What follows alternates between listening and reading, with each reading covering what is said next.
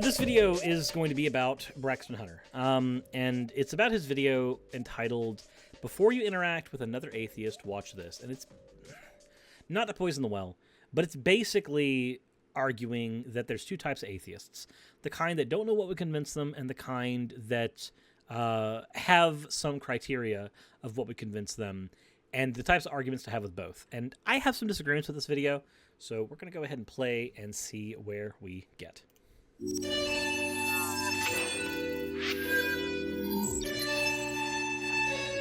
I recently received a question from one of our supporters regarding certain kinds of atheists with whom they interact on social media, who are overly confident in their positions and only respond with bombastic language and rhetoric. This individual was stressed out, not because of the strength of the atheist arguments, but I get the impression he wanted to continue to present the gospel as a Christian should, but felt like it wasn't doing any good with this kind of person. Now, not all atheists are like that, and that's important. But the question is, should you spend your time interacting with people like this? I think one key to figuring this out is to look at why atheists in general debate at all, whether that is a formal on-stage debate, an online debate, or a text-based debate on social. So, here's the thing, and Freya has it right in there. So there's a distinction that is not made where Christianity is concerned in regards to atheism, but this does work with this does work a little more in polytheism. So polytheism has an idea called personal gnosis, unverified personal gnosis. Freya just pointed out it's UPG in the chat, and unverified personal gnosis is let's say you had a divine revelation. You believe it's a divine revelation. Or you had an instance where you believe you've interacted with a deity. Or you just had a very strong feeling. These are things that, through a polytheist framework, note, I'm an atheist, but the language does work very well here. These are things that would be considered unverified personal gnosis. They are personal things that you have experienced. They are things that you have knowledge of, but they are unverified. There's no way to assume them. The thing that we have used in the atheist community a lot is to say that revelation to person A is always necessarily hearsay to person B. Now, there is another concept in polytheism that I don't agree with as much, and that is the verified personal gnosis, where you have multiple people experiencing the same thing, and I don't necessarily agree with that one myself, but that's why I'm an atheist. But then we have Braxton here, who's arguing that his own experiences, or his own essentially sharing of the gospel, which is necessarily someone else's UPG, should be enough to convince someone, but there's some atheists that it's not, and this is apparently a problem. So, social media. I recently conducted a social experiment in which I asked atheists 10 questions about their atheism. And now, I do want to point out that I did a video in response to Braxton Hunter's 10 questions for atheists. And when he says that this was a social experiment, what it leads me to believe is that these questions were not asked in good faith. Because if you're asking the questions because you're honestly looking for knowledge, that's one thing. But if you're asking the questions as part of a greater design, that leads me to believe that some of the questions may have not been asked in the best of faith. And if that's the case, then that's a little bit scummy. But we will continue. And I learned some things. There were some things that I had heard many times before. But in the last video I released in that series, responding to what they had to say, I learned some things, or some things struck home with me like they never have before. Not just in the video, but also in the comments and how people responded to the question and the video itself. As a result, I've come to a conclusion about this that might be helpful for you in deciding when to debate, again, whether that's a text-based social media discussion or a more formal debate of some kind. So why do atheists in general debate? Some atheists debate because they think there are actually good arguments for the non-existence of God. Incoherence arguments like the omnipotence paradox, the omniscience paradox, or various arguments from evil have been classically put forth to argue and to show that there is no God. Okay, so I'm going to go ahead and say right now that if you are an atheist and you use the omnipotence paradox to argue that there is no God, then you're already using the omnipotence paradox wrong.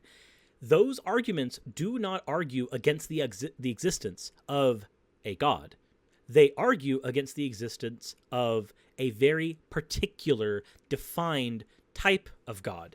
A God that necessarily has omnipotence, omniscience, and omnibenevolence cannot necessarily exist because these three individual factors end up contradicting each other in various ways.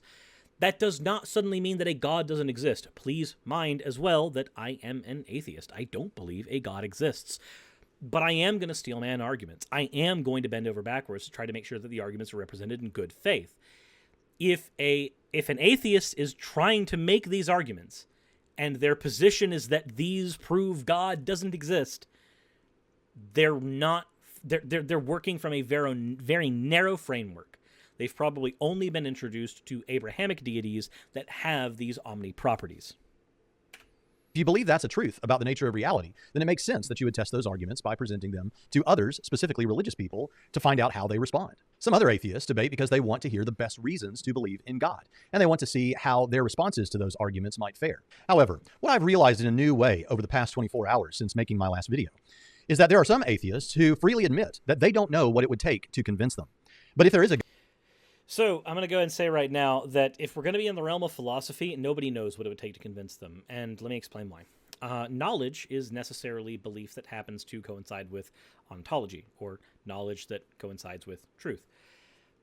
You can believe you think what will convince you, but to actually know it would require the thing happening and then you actually, it being demonstrated to you one way or another, if that was the case.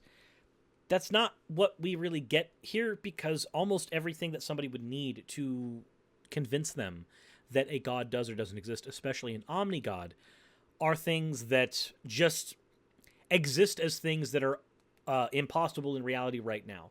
If I were to give an example, if I were an atheist in the Stone Age and a theist in the Stone Age were to ask me, what would it take for you to agree that God exists? And I would to say, if you could instantly summon fire, well, then a Bic lighter would be enough to convince me. If I said that a human attaining flight, that would be evidence of a God existing. And then, of course, we have airplanes now, helicopters, and other methods of humans attaining flight.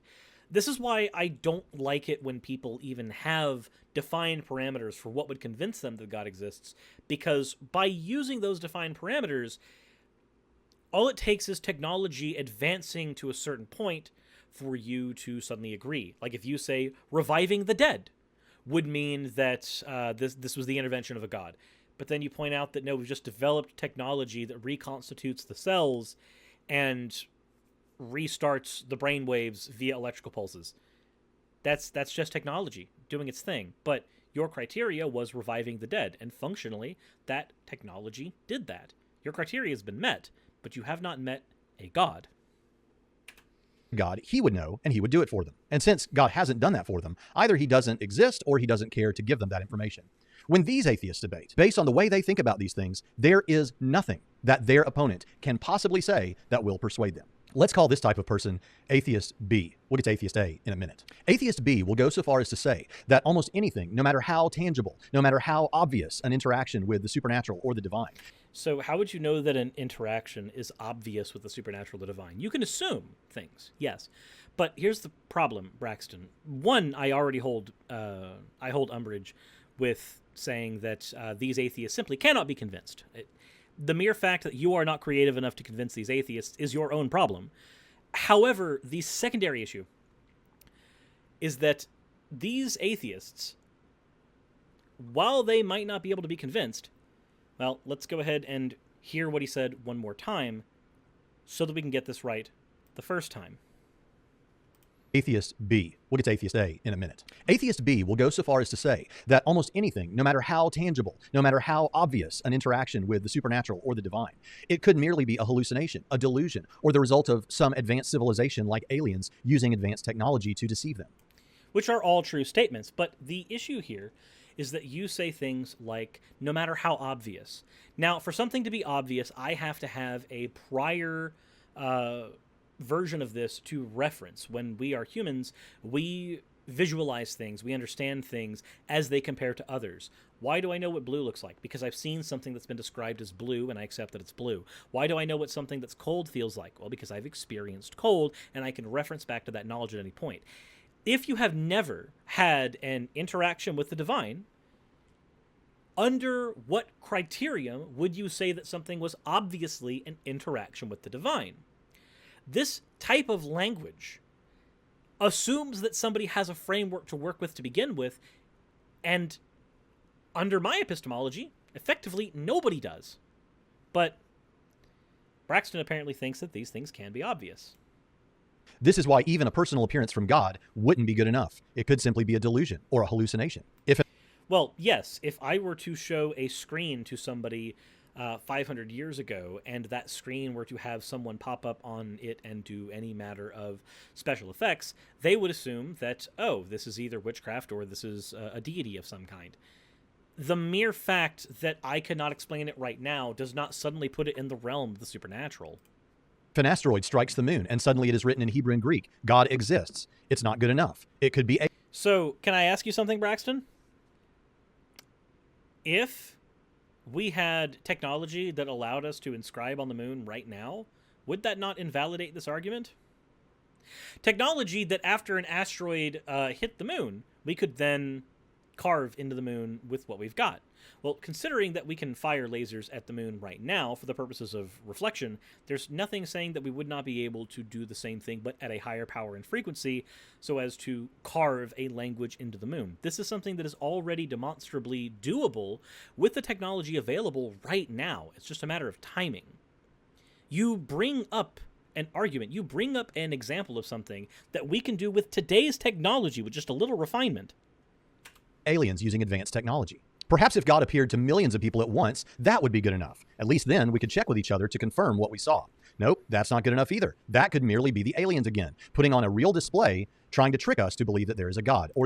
So, if I was part of an advanced civilization, let's say that my civilization had achieved the ability to fly airplanes, the ability to move cargo great distances, and I displayed that ability to a group of people whose civilization had not developed those technologies yet, would I be seen as a god? Well, I don't have to actually answer that with a hypothetical, because we actually have a real-life example of this right now. If any of you have done any research on cargo cults, or the god of John, I believe is the particular deity that they've worshipped, we actually have an example of this existing right now. People who see technology that is sufficiently advanced above them don't have a real way of distinguishing between supernatural divine and technological mundane. These are functionally the same thing to somebody who has no framework. I know what a computer can do, so when a computer does something that is within my realm of understanding, it doesn't faze me. But if I show that to somebody who's not developed so much as a large calculator yet, the things that a computer is able to accomplish are indistinguishable from magic, if magic exists within their framework. That the supernatural exists. So, of course, with all of that, the arguments and evidence that Christian apologists will present in something like a debate will never be good enough. But obviously, this is a level of skepticism that the average citizen does not have. If you ask the And here is the part that is going to sound a little bit predatory. Average citizen who happens to be an atheist, if they would believe, if they saw an ocean parted in Jesus' name, they would say, yes, of course I would. If you ask the average citizen whether riding on the moon or a personal encounter with God would be enough for them to believe, they're going to say yes. If you ask them whether logical arguments in principle might convince them, many, if not most of them, are going to be open to that. Let's call this atheist, Atheist A. So what does this mean? Well, from what it sounds to me already, this means you've identified the type of atheist that you can engage in what I'm going to lovingly call predatory Christian practices on. They have a lower threshold of what would convince them, so you would use that lower threshold of what would convince them to prey on that. I'm not saying that Braxton would be the type of person to do this, but let me give you an example of a thing that I had been told in church before was a good thing to do. If somebody was in a moment of vulnerability, if somebody was in a moment where a family member had died or a terrible thing had happened, they said, that's your moment. God, they need God right now. Now is your time to pray for them. Now is your time to try to bring them to the Lord. And while that sounds like you're trying to be good faith, while that sounds like you're trying to be loving and helping, in reality, what you're doing is being predatory. What you're doing is you are looking at someone who is in a state of vulnerability and has a lower threshold of what would convince them because of that state of vulnerability, and using that in order to influence them, manipulate them. Now, Braxton has not specifically said take somebody who's in a moment of vulnerability, but what he has done is noted that if somebody has a lower threshold for their epistemology, things that they would verify to be true, go ahead and take advantage of it. I find that a little disturbing. Means there is a huge difference between what atheist A, the average citizen who happens to be an atheist, considers to be good and bad evidence, and what atheist B considers to be good and bad evidence. In my last video, I discussed a hypothetical that was presented to Matt Dillahunty by Mike Licona in their debate. In that hypothetical, Mike imagined, what if my head were decapitated, and after, let's say, an hour or so, my head was reattached without human involvement, and I began to tell you, Matt, about an experience, a conversation I had with one of your deceased friends or relatives, a conversation that you only would know about, you and this other friend or family member. So I'm going to go ahead and say right now, this would also be predatory because you are now preying on somebody's emotions towards their deceased loved ones. Would that be enough to convince you that something supernatural had happened? Here's an example of atheist B that showed up in the comments section to that video.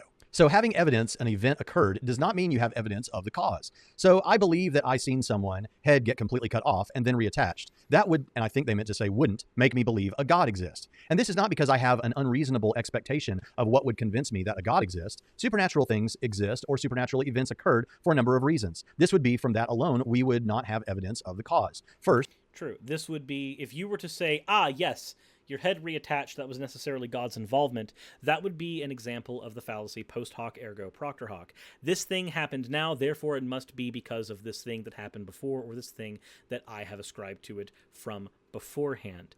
The mere fact that a thing happened that coincides with what your epistemology argues does not mean that that lines up with ontology. It doesn't mean that the fact that you think something is personally true, the mere fact that the things that are required under your epistemology to make something true does not mean that ontologically, or in reality, that is the case. Imagine a conspiracy theorist who sees prophetic patterns everywhere they go, and he needs thing A, B, and C to happen, and then thing D will necessarily follow. So thing A, B, and C happens, and then thing D doesn't necessarily follow. His world is shaken up. At least if he's an honest conspiracy theorist, not that we have many of those, his world is completely shaken up because his entire epistemology has been undermined. Thing D should have necessarily followed, but it didn't. And this is because it doesn't matter that his personal epistemology argues that A, B, and C leads to D. A, B, and C might lead to Q. Reality is often disappointing. We don't have evidence that can or has occurred. If that happened, do we have evidence that the only possibility of the cause was supernatural? Do we have some technology that I am currently unaware of that could do this? What if there is some more advanced technology from other life in the universe that could do this? I would say believing I have evidence a God exists would convince me a God exists. But because we don't know everything, we would have to consider, is there a natural process that we don't know about is the cause? Is there some advanced technology that we don't know about? And this is why some atheists will say they don't know. And if an all-powerful and all-knowing God exists, that God would know. Your question actually assumes a God exists. If no God exists, there could not be evidence a God exists, and your question is nonsensical. So seeing someone's head get cut off and then reattach. So that, I don't actually follow the logic at the end there, but let's see what Braxton says. An hour later, involving that person telling someone about an experience of an afterlife they had and information from a conversation that that person alone would know about this deceased friend or loved one, might not be evidence for God, or isn't evidence for God, because it could be aliens using advanced technology or someone else using an advanced technology. Atheist B has an epistemology. Yeah, there's no way to determine if an advanced technology is being used or not. You have no way of verifying that. You don't. You know what? Would you like an example of this? A real world example? Here, let's get a real world example here. So, what's the guy's name? I can't remember his name for the life of me right now, but there was a pastor who got exposed by Sam Raimi. Not Sam Raimi. Wow, I'm dumb. Anyway, There was a pastor who got exposed because he was hearing various prayers that people had, and he would know what those prayers were, and he would point to people and say that he knew what their prayers were, and he would even voice the prayers to them. There's no way he could have known that. Peter Popoff, there you go. Thank you. Peter Popoff. Peter Popoff, what he would do is he would hear through the voice of God what people's prayers were, and he would go, yes, God will be in your life soon. I know you're struggling on that test. Or, God is going to come to your door soon and help. I know it's hard dealing with the loss of a loved one. And people would feel like, oh my God, the Spirit of God is in him. He knows what I'm thinking. He knows. James Randi. I don't know why I said Sam Raimi. James Randi. My brain. And people had freaked out. Well, James Randi decided to test this out. And what he found was that the wife had taken stock, either via eavesdropping or by asking directly, of everybody's personal wishes, everything that people needed in the congregation. And she had done this decently discreetly. And what she did is she had not Kenneth Copeland, though he's a scumbag too, had Peter Popoff put a line, advanced technology, put a line in and wire him up so that he could hear her through a hidden earpiece. And then he would then do his shtick because the wife would be reading off of note cards what the individual people's prayers were. Now, let me ask you something. Is that not a real-life example, a demonstrable example of people not being able to tell the difference between a natural event happening with the use of advanced technology or a supernatural event? As it turns out, we as human beings are pretty freaking awful at figuring this stuff out. And James Randi, being the skeptic that he was able to expose Peter Popoff for this. Now, Braxton can hold umbrage with this, but the fact is we have real-life examples of this happening, and it's why skeptical people come to the conclusions that they do. That people like Matt Dillahunty have chiseled out over years that prevents them from accepting as good evidence what Atheist A would consider fantastic evidence. So again, with Atheist B, because Atheist A might not have actually constructed a very solid epistemology, and without that kind of foundation, Atheist A is more susceptible to predatory Christian practices. That is not a point in your favor. That actually makes you look like a scumbag. There is conceivably nothing that a Christian apologist could present to them that would persuade them to believe that God exists or that Christianity is true. With Atheist B, then, we have to ask the question, why do they debate? One possibility is that they enjoy debating, and so they debate as a hobby. This is certainly true with many atheists, and it's consistent with some of the other reasons one might debate. It could be that a given atheist or a given Christian debates because it will get them views on their platform. It could be that Atheist B debates to shore up his or her base, to help convince those who are already atheists of how silly Christian arguments are.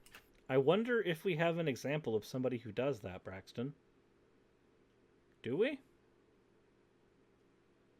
Awkward. But I think the most obvious answer for why many people we could call Atheist B do debate is because they want other people to understand that they shouldn't believe on the basis of theistic arguments or Christian arguments. Just like the Christian has a position that Christianity is true, that we want other people to accept, Atheist B has a position as well, his or her epistemology, the one that doesn't allow you to consider almost anything as good evidence for God. And just like the Christian presents, proclaims, and defends his position, Atheist B will present, proclaim, and defend their position, their chosen epistemology. When they debate a theist or a Christian, they aren't necessarily showing what's wrong with that argument. They're showing what their epistemology says about that argument.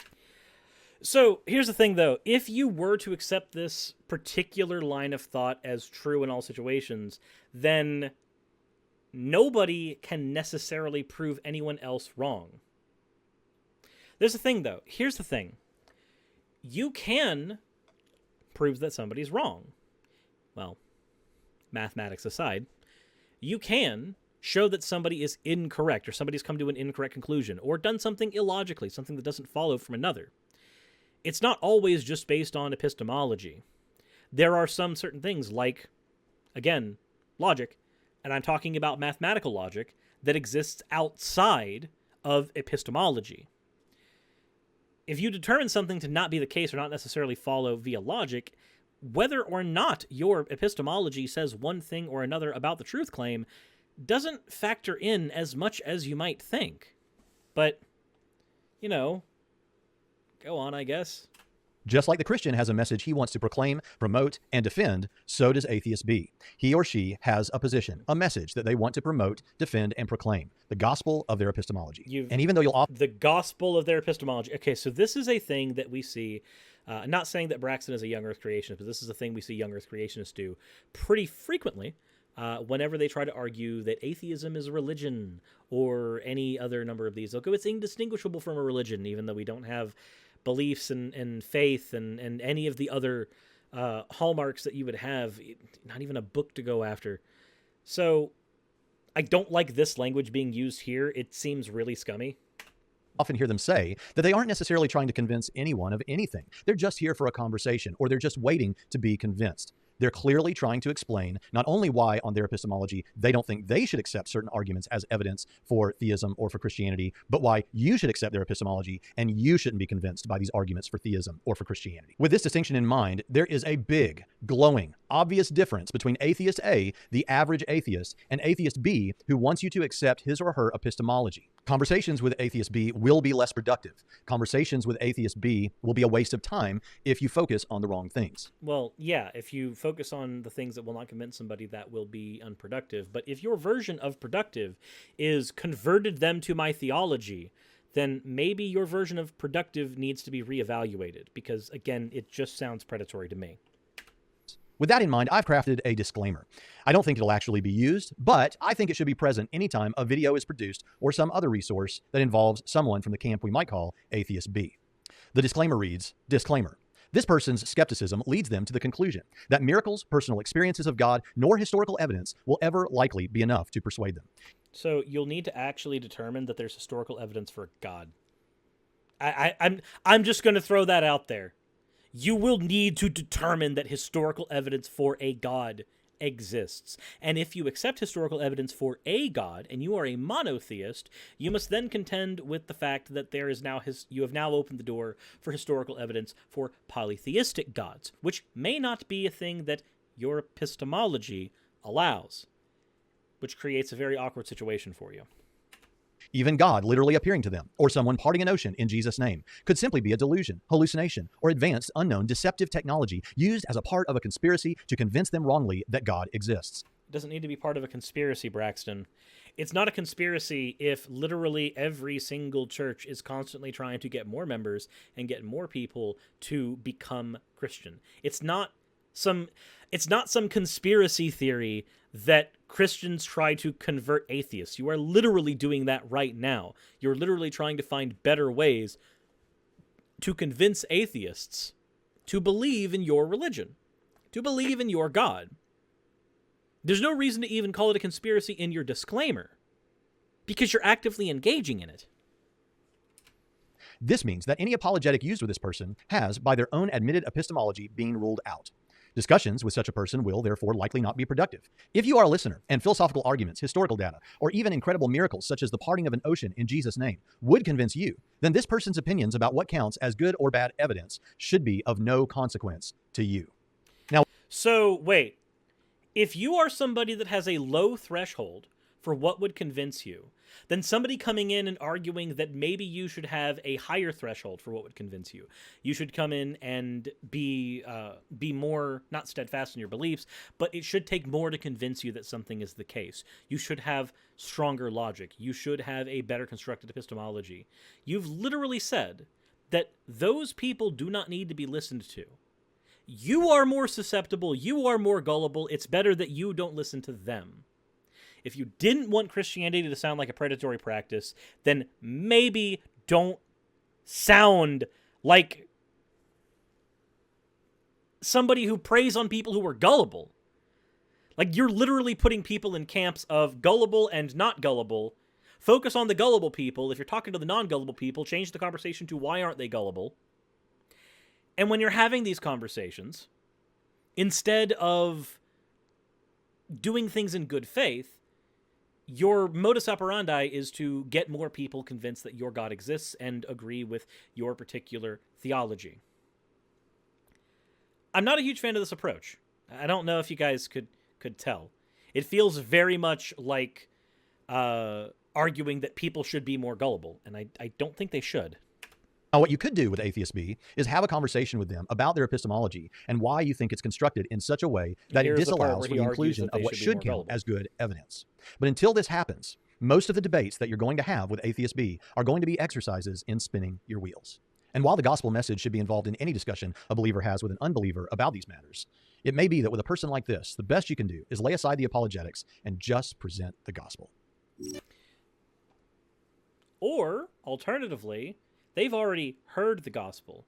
I grew up with the gospel. I was a Christian for almost 2 decades. Presenting the gospel to me is just going to make me walk away from the conversation. I've heard it. I've experienced it. I've been in several churches. I've grown up with it. If you feel like you need to present the gospel to me, then it sounds like you're saying that, well, it didn't work the first time. Maybe it'll work the 5th time. Maybe it'll work the 6th time. This is an operation of insanity. You're expecting a different result doing the exact same thing. Braxton, I don't know if you're going to see this video. I don't. But this doesn't feel like good faith discussion. This feels like projection. Arguing that the atheists are here just to convince you that God is bad and we shouldn't believe in God, when you're simply doing the opposite. I don't think this is a good faith effort. I don't. And I'm not a huge fan of this method of thinking. It really does sound like you've used fluffy language to sort atheists into the camps of gullible and not gullible, and telling Christians that they would be more productive arguing that the gullible people should believe in Christianity and then the less gullible people should be more gullible. And if they're still not more gullible, just present them with the gospel so that you can say you've made an effort. Most of us have actually already heard the gospel, Braxton. Most of us came to our conclusions after hearing the gospel. Many of us, most of us, were already Christians. We had reasons for not being Christians anymore. Maybe you should just accept that. I have no problem with you being a Christian. I have no problem with anyone being a Christian. I do have an issue with any religion, though, that necessitates everybody else convert or they burn in hell for eternity.